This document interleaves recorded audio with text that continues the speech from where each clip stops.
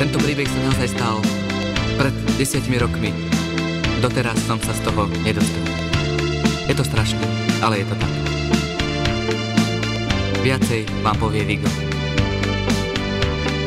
Rástli sme od malička spolu, chodili sme na tú istú základnú školu. Ty si bola jednotkárka, ja som mal sem tam štvorku.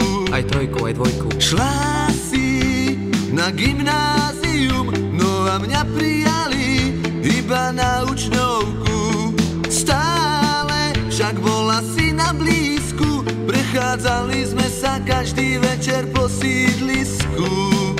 Pamätáš, keď Fero Hruška ukradol deťom veci, hračky a povedali na mňa a ty si povedala, nie, on to nebol.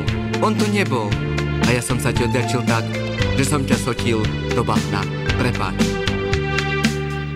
Osud nám však neprial, zlákala ťa škola vysoká. Odišla si bývať na internát a chodila domov raz do roka. Striedal som rôzne zamestnania, ale v duchu som bol s tebou bez ustania. Až nakoniec včera predával som ryby, spýtal som sa prosím a tam stála si ty. Áno, môžete si zobrať aj tohto 5-kilového.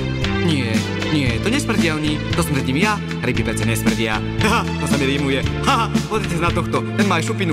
No, raz, dva, tri šupiny. To nie sú z hrona, sú z Kaspického mora, zoberte si. Vôbec si ma nespoznala, v mojom srdci zhasla aj posledná nádej malá. Zaujal ťa krásny kapor trojkilový, v raju pečieš ho na Vianoce manželovi. Nemala si to robiť, aj tak budeš moja.